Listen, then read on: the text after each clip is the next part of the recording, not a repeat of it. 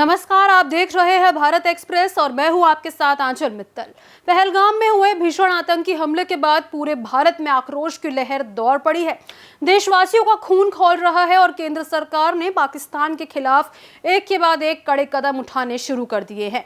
सिंधु जल समझौते को फिलहाल स्थगित कर दिया गया है। भारत ने पाकिस्तान के साथ राजनयिक संबंधों में कटौती कर दी है और दोनों देशों के बीच व्यापार और डाक सेवाएं भी पूरी तरह बंद कर दी गई है। हालांकि कूटनीतिक और आर्थिक स्तर पर उठाए गए ये कदम सिर्फ शुरुआती माने जा रहे हैं। माना जा रहा है कि असली जवाब अभी बाकी है और प्रधानमंत्री नरेंद्र मोदी ने सेना को पाकिस्तान के खिलाफ निर्णायक कार्रवाई की खुली छूट दे दी है। ऐसे में दोनों देशों के बीच जंग अब लगभग तय मानी जा रही है। भारत की हालिया सैन्य तैयारियां और गतिविधियों से साफ झलकता है कि एक बड़ा सैन्य ऑपरेशन पाकिस्तान के खिलाफ जल्द हो सकता है।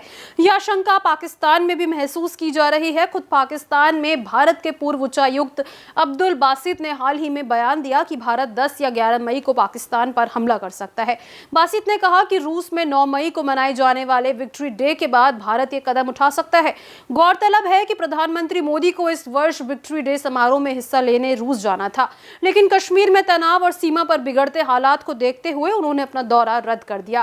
पहले खबर थी कि रक्षा मंत्री राजनाथ सिंह इस कार्यक्रम में भारत का प्रतिनिधित्व करेंगे, लेकिन अब उनकी यात्रा भी रद्द कर दी गई है। केवल रक्षा सचिव के जाने की खबर सामने आई है, जो बताता है कि भारत की सैन्य और राजनीतिक लीडरशिप इन दिनों किसी बड़े फैसले की तैयारी में व्यस्त है।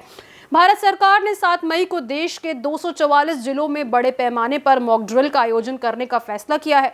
इस ड्रिल के दौरान नागरिकों को युद्ध जैसी स्थिति में खुद को सुरक्षित रखने की ट्रेनिंग दी जाएगी। सायरन बजाकर लोगों को सतर्क किया जाएगा और ये अभ्यास 1971 के युद्ध के बाद पहली बार हो रहा है। दिलचस्प बात यह है कि 1971 में जब भारत और पाकिस्तान के बीच युद्ध हुआ था, तो उससे ठीक 4 दिन पहले भी इसी तरह का मॉक ड्रिल हुआ था। अब इतिहास अपने आप को दोहराता दिख रहा है। पाकिस्तान के रक्षा मंत्री ख्वाजा आसिफ ने भी भारत के संभावित हमले को लेकर चिंता जताई है। उन्होंने इस्लामाबाद में प्रेस वार्ता के दौरान कहा कि भारत किसी भी समय नियंत्रण रेखा पर सैन्य कार्रवाई कर सकता है। आसिफ ने कहा कि पाकिस्तान इसका करारा जवाब देगा, लेकिन उनके बयान से ये स्पष्ट है कि पाकिस्तान भी इस बार भारत की गंभीर तैयारी को नजरअंदाज नहीं कर सकता। भारत की तैयारियां सिर्फ जमीन तक सीमित नहीं। हाल ही में उत्तर प्रदेश के गंगा एक्सप्रेसवे पर भारतीय वायुसेना ने अभूतपूर्व सैन्य अभ्यास किया।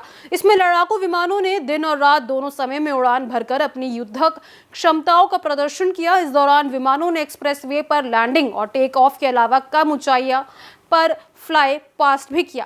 खासकर रात 9 बजे से लेकर 10 बजे के बीच हुई नाइट लैंडिंग ने भारतीय वायुसेना की आधुनिक क्षमताओं को साबित कर दिया।